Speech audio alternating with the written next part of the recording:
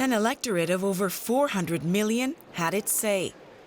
After counting began, it soon became clear that voters had spoken out against the solid center of European politics. We are facing a shrinking center of the European Parliament, the center of those parties who believe in the future of Europe, who wants to strengthen Europe, who wants to have an ambitious approach for the future of Europe. That is what we are facing, a shrinking center. That trend gave German mainstream parties their worst ever EU election results, while boosting the European far right. In France, Marine Le Pen again beat the French president's party. Hungary's Viktor Orban spelled it out. I think the migration issue by itself and the reaction of the people on it will reorganize the political spectrum in the European Union. So the traditional party families will not play the same role in the future as they have done in the recent years. Socialists and Democrats party list candidate Franz Timmermans called for humility as his party lost 35 seats and stressed the need for cooperation among the so-called progressives. I will repeat my proposition to work with other progressive parties in this Parliament to try and build a programme that addresses the aspirations, the dreams, and also sometimes the fears of our fellow Europeans. Those progressive parties include the jubilant Greens, resurgent in Germany and set to become a big hitter in the European Parliament. The Liberal ALDE group also made significant gains. Their candidate Margrethe Vestager now has designs on becoming European Commission President. Comes from living in Europe. Thank you. The monopoly of power is broken. And this is, of course, why we can do something else. And I very much appreciated what my colleague Franz Timmermans just said, that a coalition can be built of those who want to do something. Yellow Vest protesters in Brussels on Sunday. They say the EU is undemocratic. Everybody wants to change Europe. The fight over which way will be played out in the Parliament and on the streets. Well, as the results come in from the 28 member countries of the EU, the trends are getting clearer right now. Here are some of the projections for seats in the next European Parliament. We see that surge for the Greens. They look likely to take 69 seats in the new Parliament, and the Liberal, the pro-business ALDE group, they'll be taking 102 seats. Now, despite its heavy losses, the centre-right European People's Party is still the single biggest group with 167 seats. And if we look at the two right-wing populist blocs here on the right of our graphic, we see them at 47 seats and 73 seats, respectively, putting them at 120 together. Okay, let's go live now to Brussels, get some reaction from DW's Terry Schultz standing by for us. Terry, for the first time now in 40 years, the big centrist party is no longer commanding a majority in the Parliament. Now, how's that going to change how business is done in Brussels? Well, it simply can't be business as usual here anymore, Brian, because the two largest political groups who are used to being able to get their way by sheer numbers simply can't do that anymore. And that's why you see Manfred Weber and Franz Timmermans saying, let's work together. Let's, find common policies. Let's reach out and work on programs together, because they simply won't have any choice anymore. And it's not only that people didn't vote for these parties, is that they turned out in such huge numbers, record numbers in some countries. More than 50% of eligible voters reversed the trend of apathy in European Parliament elections and went out to cast their votes. So this simply can't be ignored, and that has not been lost on the largest political parties. Okay, let's look at the beneficiaries of that big turnout. They've been the Greens on the left and the nationalist parties on the far right. Will they now, though, have the weight to make their policy wishes have some kind of force, some kind of impact in Parliament in Brussels? They will, simply because of that fragmentation that we've been speaking about. They don't have to be the largest groups to have a weight because they're going to have to be brought in on decisions with the largest political groups, the European People's Party and the Socialists and Democrats, who can no longer do it alone. So these two largest political groups will have to make common cause with the Greens and the Liberals if they don't want to have to work with the populist parties, the anti-EU parties, the Eurosceptics. And Manfred Weber has come out very clearly last night and said that he will not work with any party that doesn't have the European spirit at heart, that doesn't believe in the European project. So at least at this point, he is very much trying to downplay Eurosceptics' hopes of being kingmakers. Brian. Okay, well, we'll see if that works out moving forward. Terry Schultz, thanks very much for that from Brussels. Okay, let's cross now to London, where our correspondent Alex Forrest Whiting standing by, and Federica Baggio is with us in Milan. Good morning to both of you. Nigel Farage's party, the Brexit Party, trouncing the main parties in Britain, the far-right party of Matteo Salvini, also topping the poll in Italy. Let's start with you, Alex. Britain's Conservatives and Labour's, waking up to a very difficult morning. What kind of impact has Farage's Brexit Party had today, where you are in London? An absolutely huge impact, Brian, particularly on the Conservative Party. The Conservative Party, the ruling party, didn't come first, second, third, fourth, but fifth. Agony for them, and losing many, many of their votes to that Brexit party, Nigel Farage's party, which only officially set up 6 weeks ago. So it really is extraordinary. He got something like 28 seats, 32% of the votes, whereas the Conservatives at the moment have only got 3 seats. So it just shows what he has done. And there is huge reaction within the Conservative Party from the likes of Boris Johnson, who is one of the potentials to be the next Conservative Party leader and Prime Minister, saying we've got to get Brexit sorted. He's already advocated with a deal with the EU or with not a deal. That's how far he is prepared to push it. But it's not just the Conservative Party, also the Labour Party. Now, they have done very badly too. They've come third. They have lost many votes to the Liberal Democrats, and that is because many Labour voters didn't vote Labour this time. They voted Lib Dem because the Lib Dems want to remain in the EU, and this all came down to Brexit. Yet again, the UK completely divided over this issue of Brexit. Okay, the UK might be divided, but Nigel Farage has been very clear about what he wants to see happen as a result of this vote. Let's take a listen to that. We've got a deadline of the 31st of October, all right? That is the date upon which we're supposed to leave the European Union. That's in 5 months' time. And what we're saying is we've got a mandate now. We demand to be part of that negotiating team to get this country ready to leave, whatever the circumstance. Okay, what does that mean? Will we see now Brexit, an inevitable Brexit, in October? Nothing with Brexit is inevitable, and that has to be highlighted. We know that the next deadline for the UK to leave the EU is the 31st of October, and the Conservatives are really going to push for that, trying to get a deal across, and we may well see them, possibly the next Conservative leader, bringing on board Nigel Farage in some way to try to bring back those voters, because they have hemorrhaged so many to the Brexit Party. However, with the Labour Party now, pretty much it's pretty clear that because they have tried to sit on the fence over Brexit, they've got to make a decision, and many of their voters and their members do not like Brexit.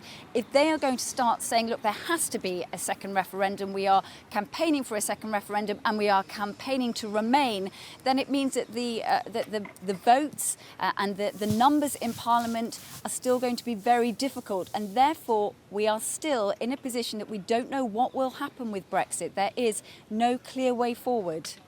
Okay, let's look at the way forward for the growing nationalist grouping in the Parliament. Let's go to Federica Baggio in Milan. Federica, Matteo Salvini is aiming to build a pan-nationalist bloc in the EU Parliament. Here's what he had to say after the results in Italy were announced. Now we are the first party in the north and the south. We got above 50% in so many cities, and we also came first in many cities in the center. We will go to work with even more energy, passion and dedication. The League is not only the first party in Italy, Marine Le Pen is also the top European party in France, and Nigel Farage's party is the top party in Britain. So, Italy, France and England, it is a sign of a Europe which is changing.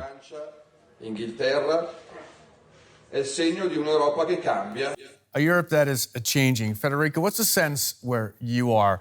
Has Salvini's victory in Italy meant that Italy will now be the country that will be forming the new pan-nationalist front in the European Parliament? Well, Brian, that's certainly what Matteo Salvini really would like. This big win for him is a win for nationalism at the European level and for his project of building a pan-European alliance of nationalist parties in the new European Parliament. However, there are still some questions concerning this alliance and how much it will really be able to matter in the new European Parliament. The first question regards how these countries, these parties that have committed to this alliance are going to be able to work together to show a united front when they have conflicting interests in some respects. They have different affiliations towards Russia, for example. So how are they going to be able to work together? And the other question is whether other bigger groups, more traditional groups inside the European Parliament are going to consider building maybe deals with Salvini's alliance. This is something that he certainly would like, that would enable him to be part of the big games and not just be marginalized as an opposition voice. Okay, that is his big goal, isn't it? Mainstreaming the nationalist message in the European Parliament. But what about nationally? He's made some real gains compared to the last European election. How is this vote going to affect national politics in Italy? Absolutely. I mean, this has had is going to have a big impact at the national level necessarily. There has been a huge, dramatic shift in power here in Italy, and that's not only because of Matteo Salvini's victory, but also because the senior coalition partner in Italy's coalition government, the populist Five-Star Movement, they have scored a huge loss. They've not even been able to place themselves second, but third with 17% of votes. That is almost half of what they got in last year's general election. So their support really has gone down massively. And there has been speculation here in Italy in the last weeks whether a big win for the League would mean that Matteo Salvini and his party would be tempted to pull the plug on the current coalition government, on the current coalition with the Five Stars, which has been extremely difficult since the start, since last year. However, Matteo Salvini has rejected this speculation for now. He said again last night when he was here at the headquarters in Milan that he still considers the Five Stars as an ally, as a friend, and that he's willing to keep working with the party. But we'll have to see what happens in the next days. Okay, we'll get more word from Milan, though, on that in the days ahead. Alex, I'd like to wrap up this with a question to you about Nigel Farage demanding a seat at the Brexit talks as a result of his win in the European parliamentary elections. Is he going to get that? Is he going to be sitting down now and helping determine where Britain goes in the Brexit process? Well, you certainly can't rule that out, and it does depend on who becomes the next leader of the Conservative Party and therefore the next Prime Minister.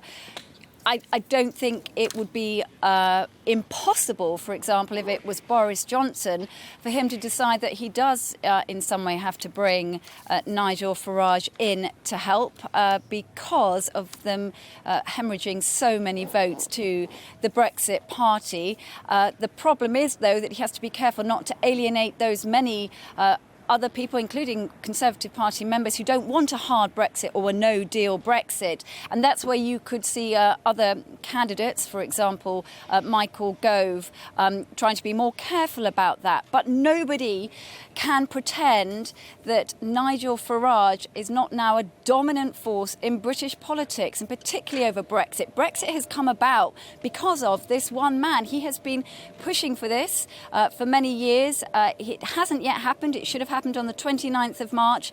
And so he is back, and that is what he is trying to do. And he's now proving to all the so-called elites, to all the political parties, that a huge majority of people in the UK want Brexit to happen and want to leave, and he cannot be ignored. And it would be dangerous, particularly for the Conservatives, to ignore him. OK, and we'll see where he takes this from here. Alex, thanks for that. And thanks to Federica Baggio in Milan as well.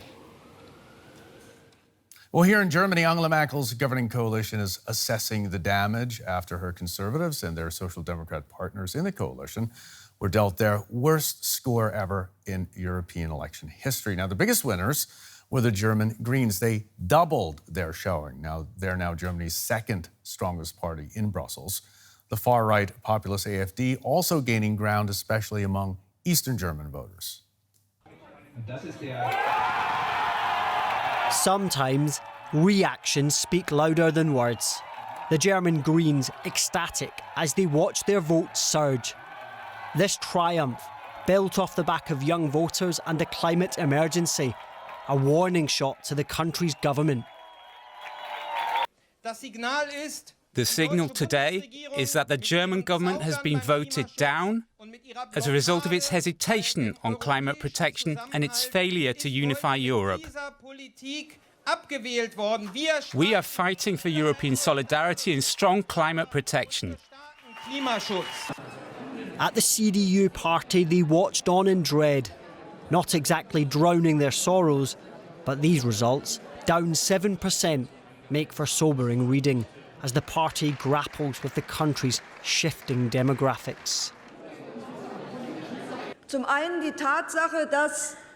Certainly, we have not been dynamic enough in government, and we've failed to give convincing answers that voters across Germany have expected of us. Across town at their government coalition partners, the SPD, it was a picture of full frontal despair. They saw almost half their vote disappear, 27% to 15%. The party's leadership pleaded for members not to lose the faith.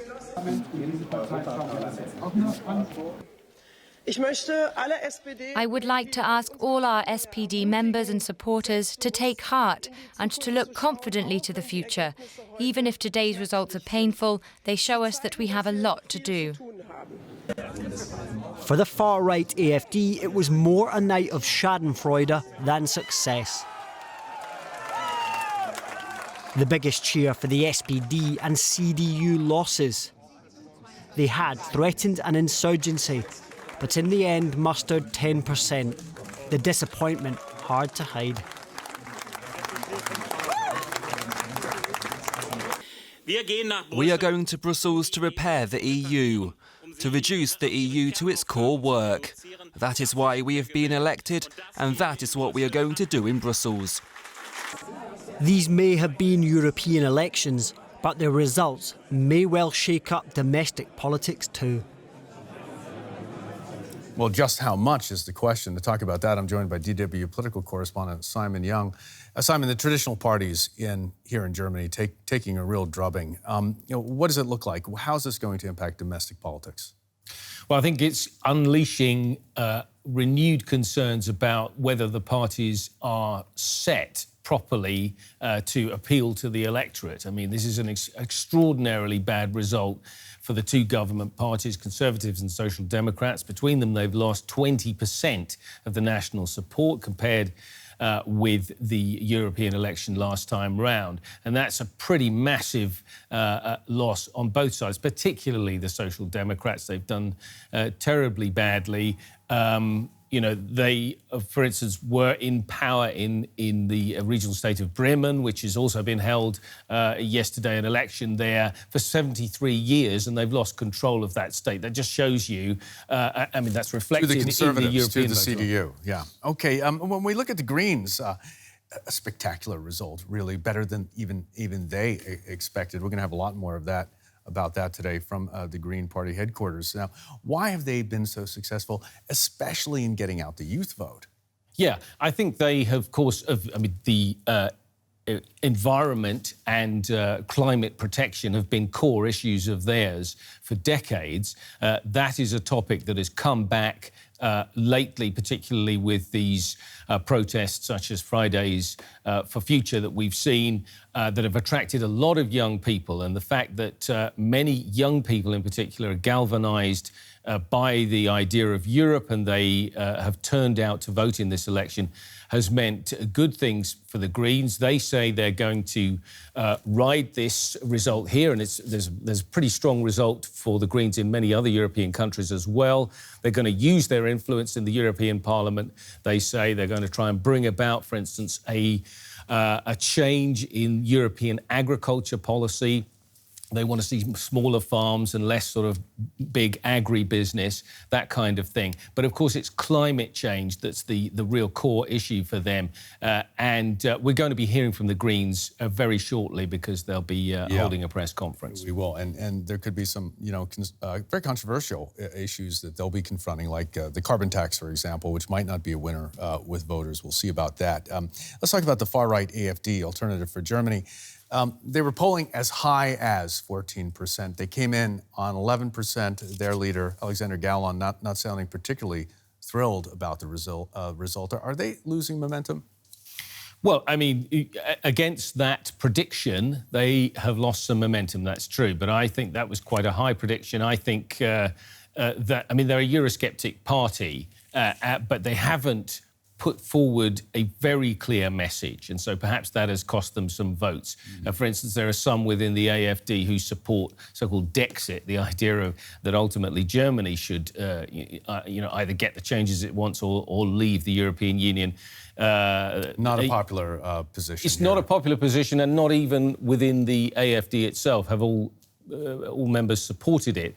So there have been problems there. There's also been some funding scandals that the party's been touched by, and also the idea that they haven't put enough space between themselves and the Austrian far right, who've had this big scandal in the last week or so with, the deputy chancellor there being sort of videoed offering support to Russian supporters. So these are, if you like, sort of dark clouds around the AFD that I think possibly have driven away some voters. But we should point out they've done incredibly well in eastern Germany, coming top in at least a couple of the regional states. And that's a big threat to the government as well. The high voter turnout definitely benefited them, at least to a certain degree, as it did the Greens. Voter turnout for European elections has been traditionally, when you compare it to other EU countries, strong here in Germany. This time around, what was driving it? Was it climate change? Was it migration? What were the big issues driving it? Well, I think those two were the big issues. I think voter turnout might have been boosted too by the fact that we had that vote in the state of Bremen, so you got people going to the polls anyway there. There were also local municipal elections in at least 10 states as well. So, people have that extra reason to get out and vote. That shows that it's probably a good idea to bring elections together on the same day as much as possible. And this jump from 48% turnout was what we had last time. Now it's something over 60%. So there's a big that's a big turnout for a European election. Shows that I think people are interested in these European issues, as you say, the climate, migration, the economy more widely, and possibly looking at Brexit and so on, talking about the future of European integration and where the whole ship should eventually sail towards. Yeah, well, what about Angela Merkel's position, wrapping it up? How strong is the CDU and the governing coalition right now after the drubbing they took? Could we see new elections in Germany, or what are we looking at moving forward? Yeah, well, there's several things. I think I think new elections, early elections, are unlikely because these two government parties have done so poorly. They're unlikely to say, let's go and ask the voters to give us another bad result anytime soon. They can let the thing run on. As far as Angela Merkel is concerned, she's kind of made herself a little bit irrelevant in this campaign, not appearing really very much. But now, today, after a bad result, she's trying to take some of the heat off the new party leader, Annegret Kramp-Karrenbauer, who has only been in the post for 6 months. People are saying, well, this was her first electoral test and she's failed it. Angela Merkel saying, no, well, maybe it was mistakes that I made. The party as a whole saying, well, we haven't appealed to young voters. We haven't got on top of the social media and the sort of the digital media that young people are attracted to and where they get some of their information from. So there's a lot of soul searching going on today. But I think in the smoke-filled rooms or the smokeless rooms in the background, people will be really studying these results and wondering how they can do better next time. OK, and they'll be looking at where all those young voters went. They went to the Greens, especially. Simon Young, thanks for now. And we'll have live coverage of the German Greens Party press conference that's following their success in the European elections. That's coming up later in this program. First, though, the far right have made strong gains in France, pushing President Macron's party into second place. So let's go now to Paris, where our correspondent Emmanuel Chas is standing by for us. Good morning, Emmanuel. Marine Le Pen's national rally beating Macron's party, but only by a small margin, according to the latest results here. Now, what does that tell us about the strength of the populists in France right now?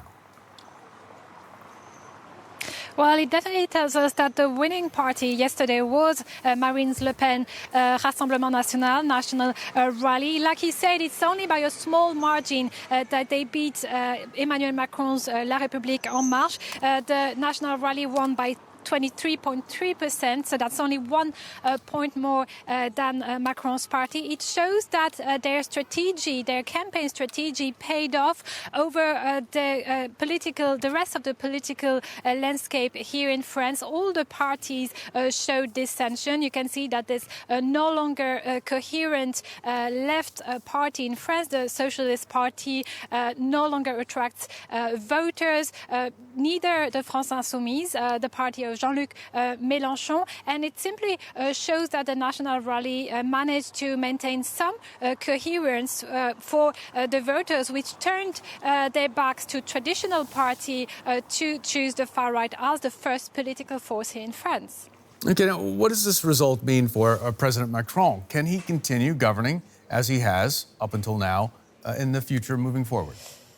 Well, the pressure was already on when the Yellow Vest crisis started. It had been on ever since he had been elected. In fact, he had been elected by 60% of the French people, but more as a reaction against the far right. The far right at the national election, the presidential election, fared at 40%. That's a lot of support within the French population. So the pressure was on for Emmanuel Macron from the beginning. It has only accentuated ever since. It has only increased with the Yellow Vest crisis. So in inner circles, we heard that Prime Minister Edouard Philippe had said to his minister during the last council that he would be here next week, but he wasn't sure about his ministers, so maybe his other ministers, about the rest of his government. So maybe we will see some changes in the coming weeks following that election, because of, in any case, this really weakens Emmanuel Macron a bit further in the French opinion.